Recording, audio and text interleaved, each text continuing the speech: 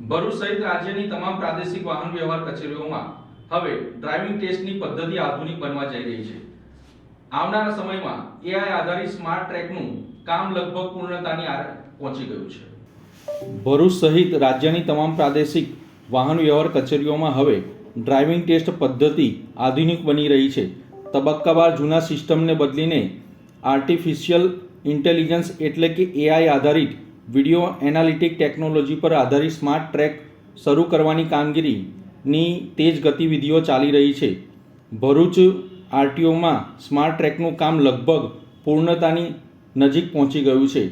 આ નવનિર્મિત ટ્રેક પર પ્રથમ સિવિલ કામગીરી પૂર્ણ કરાઈ હતી. ત્યારબાદ 18 જેટલા એઆઈ આધારિત સીસીટીવી કેમેરા, સિગ્નલ લાઇટો અને ટ્રેકની શરૂઆત તથા અંતે ડિસ્પ્લે સ્થાપિત કરાયા છે.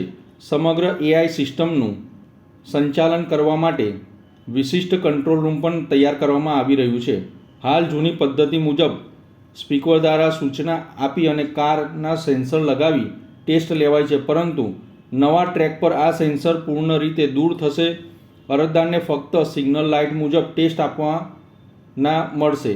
નાનામાં નાની ભૂલ પણ એઆઈ પકડી લેશે, એટલે સાચી ડ્રાઇવિંગ આવડત ધરાવતા અરજદાર જ પાસ થઈ શકશે. એઆઈ આધારિત ટ્રેક પર અરજદાર જ્યારે આખરી સ્ટેજ પૂરું કરીને કાર રિવર્સ કરે છે ત્યારે બહાર નીકળતા સામે જ મુકાયેલ ડિસ્પ્લે પર તરત જ પરિણામ દેખાશે કે તેઓ પાસ છે કે નાપાસ, જેથી અરજદારે આરટીઓ ઓફિસમાં પૂછપરછ કરવાની જરૂર નહીં રહે.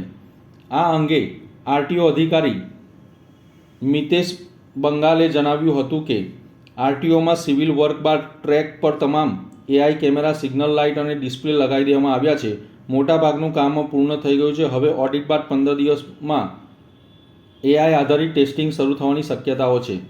આ કાર ડ્રાઇવિંગ ટેસ્ટમાં કુલ 4 સ્ટેજ સમય મર્યાદા સાથે પૂર્ણ કરવા ફરજિયાત છે, જેમાં રિવર્સ પાર્કિંગ 90 સેકન્ડમાં, સ્લોપ ચઢાણ 180 સેકન્ડમાં, અંગ્રેજી 8.90 સેકન્ડ, રિવર્સ 180 સેકન્ડ મળીને કુલ 540 સેકન્ડ એટલે કે 9 મિનિટ મળે છે.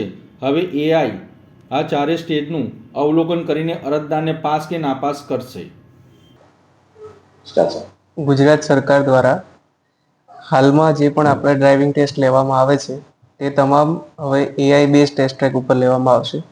તે અંતર્ગત ભરૂચ કચેરી ખાતે હાલમાં સિવિલ વર્ક ટેસ્ટ ટ્રેકનું સંપૂર્ણ થયેલ છે અને કેમેરા પણ લાગી ગયા છે તથા તેની સાથે સિગ્નલ પણ લગાવવામાં આવેલ છે. આ ટેસ્ટ ટ્રેકમાં કોઈ પણ માનવીય હસ્તક્ષેપ સિવાય અરજદાર ટેસ્ટ આપી શકશે.